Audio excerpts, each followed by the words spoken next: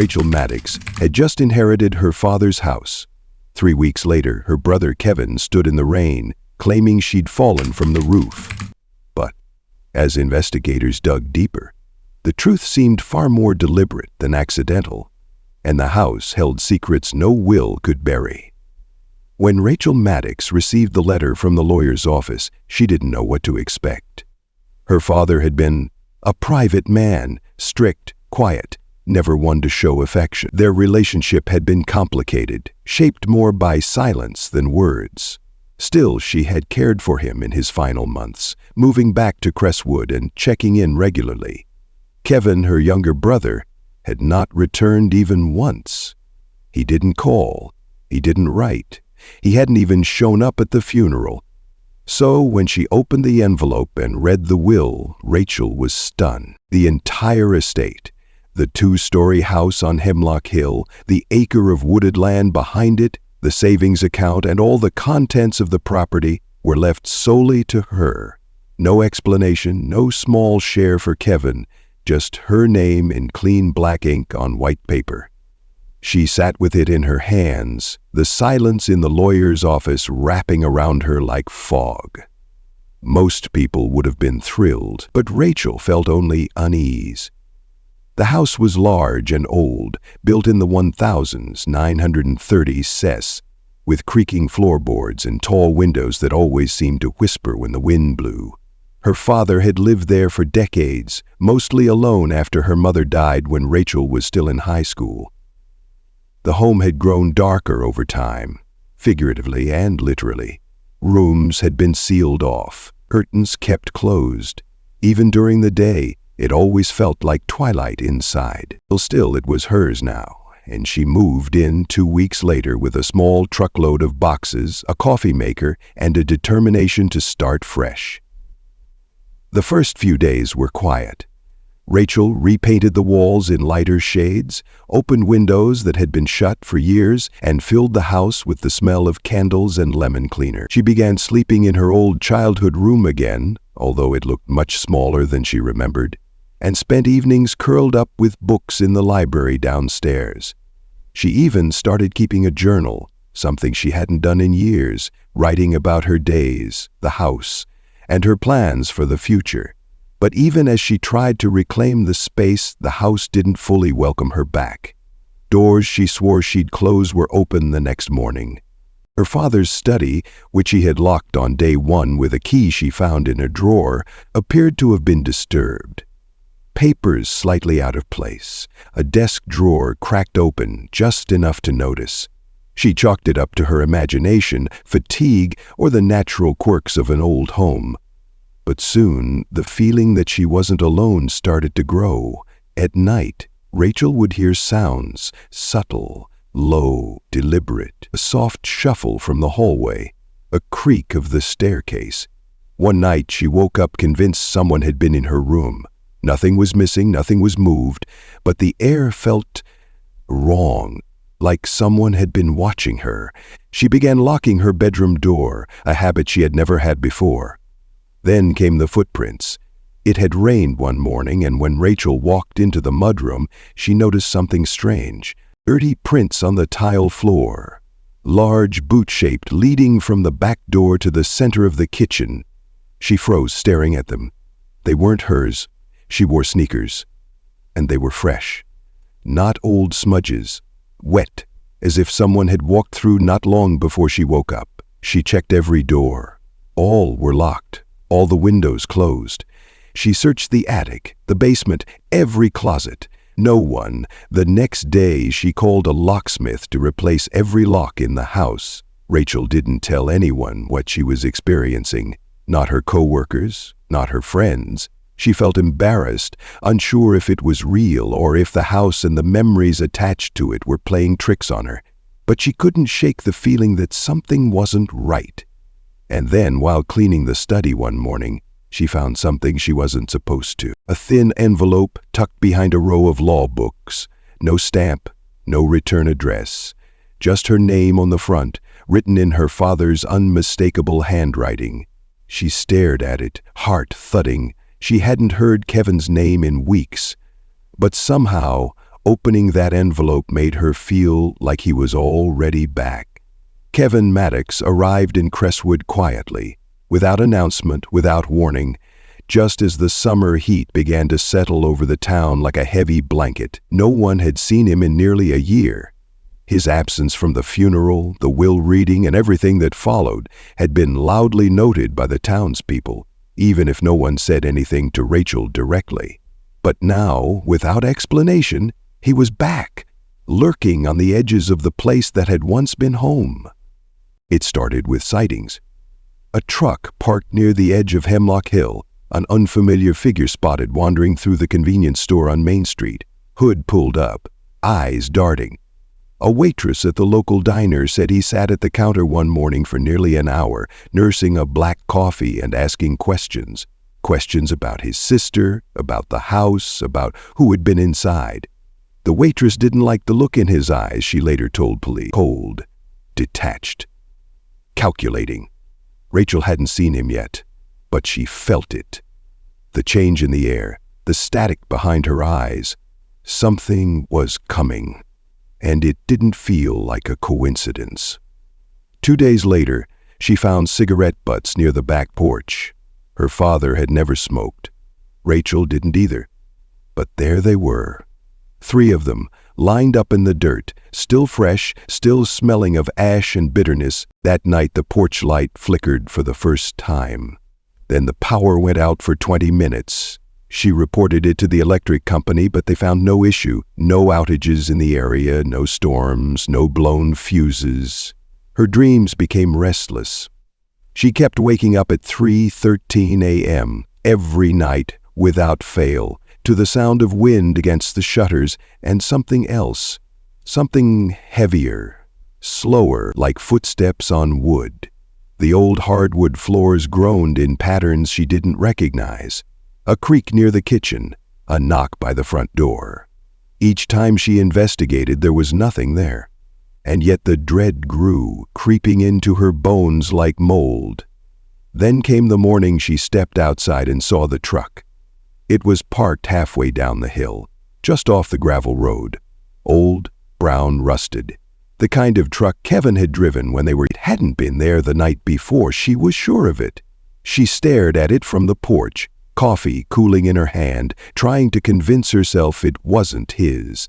Maybe it was a neighbor's. Maybe someone had broken down. But even from a distance she could see it, the dent in the driver's door, the mismatched side mirror. It was Kevin's truck. She knew it as surely as she knew her own name.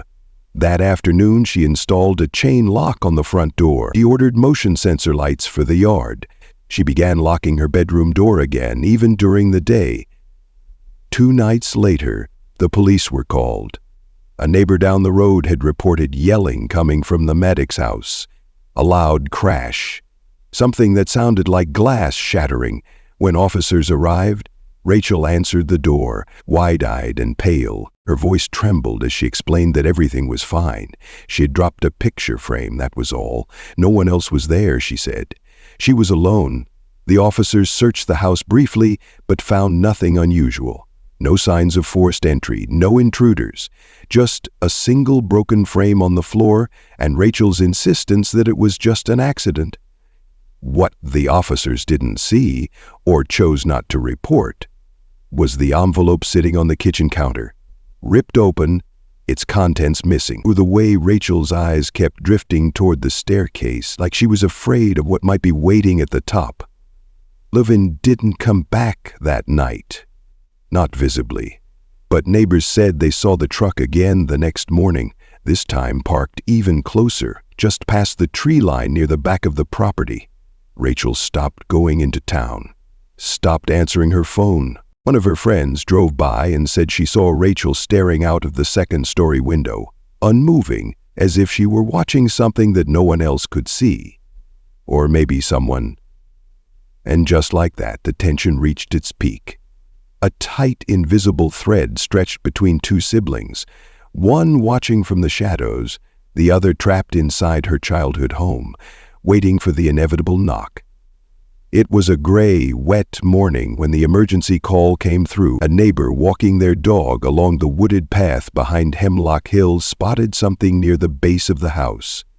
A motionless figure lying in the mud, arms at unnatural angles, one shoe missing. Rain had started earlier, a light mist that clung to everything and blurred the edges of sight. At first, the neighbor thought it was a mannequin, or maybe debris from the house, but as they drew closer, they recognized the woman's face. Pale, still, eyes half open. It was Rachel Maddox. By the time paramedics arrived, Kevin was already there, pacing the yard barefoot, jeans soaked through, shirt clinging to his skin. He told the first responders that Rachel had fallen from the roof. He said she had been trying to fix something. A loose shingle, maybe a damaged vent. He claimed she liked doing repairs herself, that she was always climbing things. But the story didn't feel right. There was no ladder in sight. The garage was locked. The shed too. No tools lay on the ground. Her toolbox, a large red one she kept neatly organized on a shelf, hadn't been touched. Inside, every wrench and screwdriver was still in its place. The roof was slick from the drizzle, yes, but only on one side. The side Rachel was found beneath was completely dry. Investigators noted it immediately, snapping photos and taking samples. There were no broken shingles, no signs of disturbance, no scuff marks where someone might have slipped or tried to catch themselves. There wasn't even a handprint in the dirt. Still, Kevin stood by his account. He claimed he had arrived early that morning to check on her after not hearing back for a few days. He said he saw her up there from the driveway, called out to her, and before he could get closer, she lost her balance and fell. He said he screamed her name, tried to catch her, but it was too late. Rachel was pronounced dead at the scene. Blunt force trauma to the head and chest. The medical examiner's report was concise and inconclusive. Her injuries were consistent with a high fall, but not necessarily from the roof. There were no defensive wounds, no scratches, no bruises that suggested a struggle. Nothing to rule out foul play, but nothing to confirm it either. A small cut on her wrist and a bruised rib stood out, but were dismissed as injuries sustained during impact. Clavin's behavior didn't go unnoticed. In the hours after Rachel's death, he made multiple calls, not to friends or family, but to a lawyer.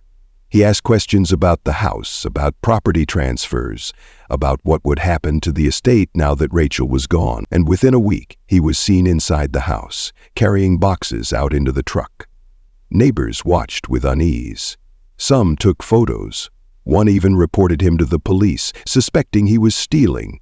But Kevin claimed he was the rightful heir now, that Rachel had no children, no spouse, that the house should stay in the family.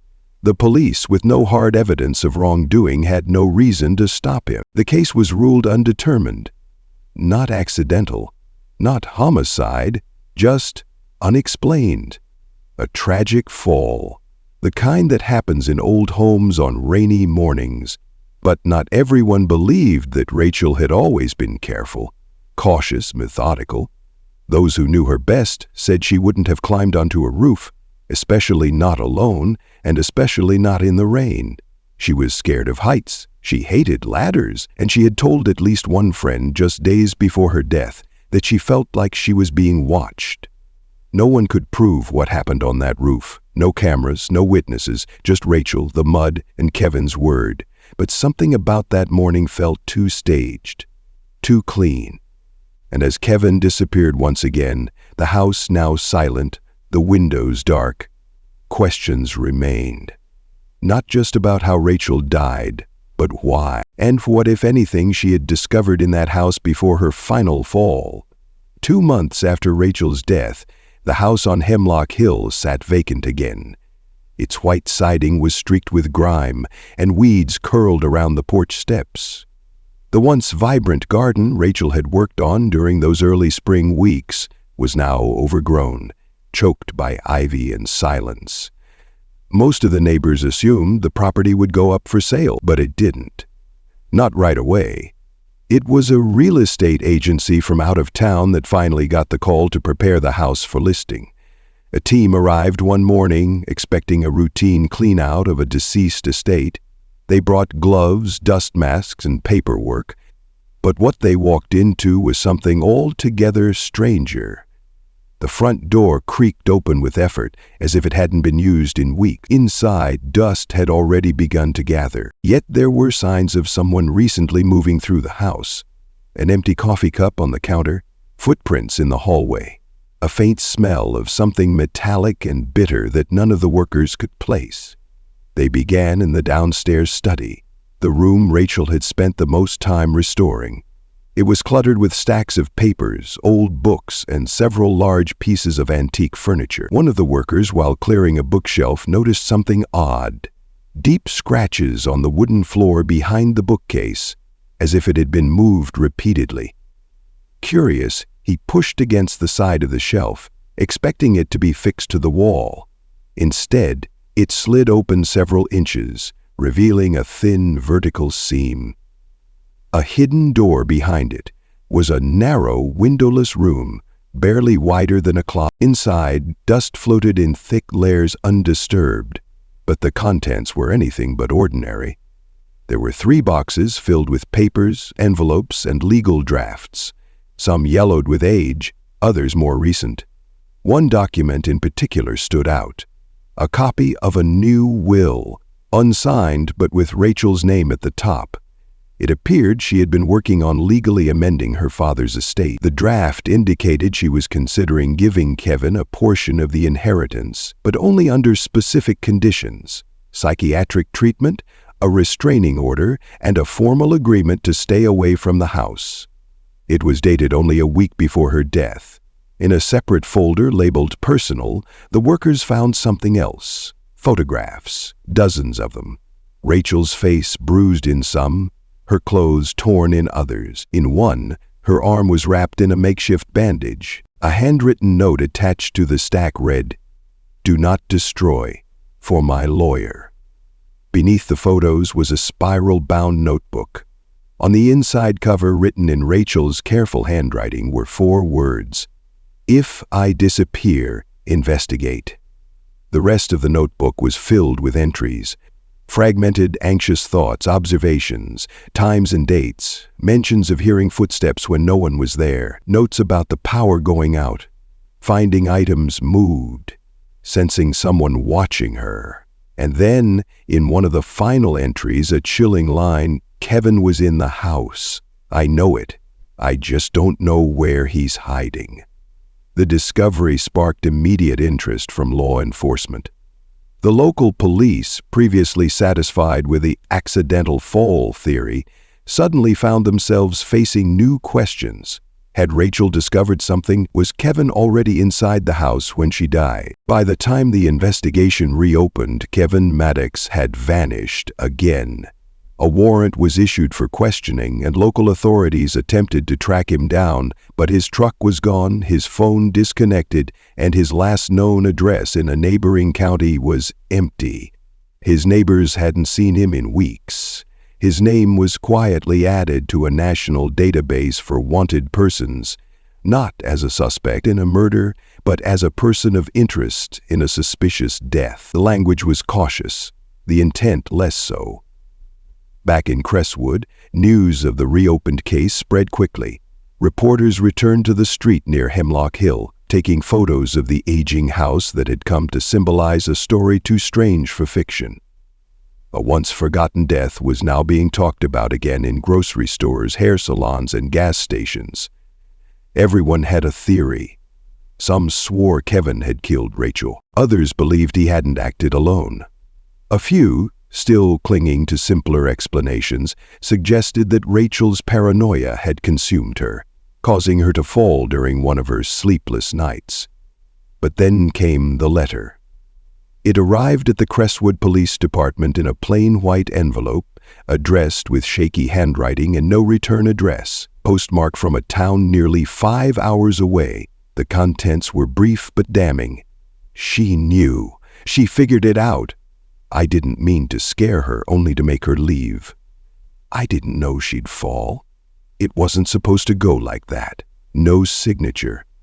Just that message, typed in block letters on a cheap sheet of printer paper. Investigators could not determine whether Kevin had written it, but the letter was treated as a confession all the same. It gave the case new urgency, and federal agencies were brought in to help track him down. Still, no one could find him. But the real breakthrough didn't come from law enforcement. It came from Rachel's old friend, Amanda, who had gone through Rachel's storage unit after being granted access by the lawyer. Hidden in a box marked winter clothes, Amanda found a USB drive taped to the lid. On it were dozens of audio files. Rachel's voice, calm but clearly growing more distressed as the days passed. They were voice memos she had recorded in the weeks before her death. In one file, Rachel described hearing movement in the attic at night. In another, she detailed seeing a figure outside her window only to find no footprints in the snow the next morning. But the most disturbing file came 3 days before her death. I finally saw him, Kevin, in the hallway mirror. He didn't know I saw him. He thinks I'm still clueless, but I saw him, and now I know why Dad left me the house. He knew Kevin was dangerous. He told me once, years ago, never let him back in. I thought it was just bitterness. Now I understand. Those words were enough to shift public opinion. What had once been considered a family tragedy was now viewed as a calculated, long-brewing storm. Detectives believed Rachel had been building a case against her brother quietly, unsure of who would believe her. The hidden room, the photos, the notes, the voice memos, it all painted a picture of a woman living under silent siege, a woman who knew the danger was coming. But, in the end, none of it had saved her, and Kevin Maddox was never found. Said he escaped across the border. Others claimed he was hiding deep in the forests outside Crestwood, surviving in the shadows, like he had in that house. There were even whispered rumors that he had died and was buried somewhere in the woods he once prowled. The house remained empty for nearly a year. No buyers, no renovations. Just boarded windows and the lingering stain of something terrible. Eventually, the city condemned it, but sometimes when the wind passed through Hemlock Hill at night, neighbors swore they still saw a figure in the upstairs window, watching,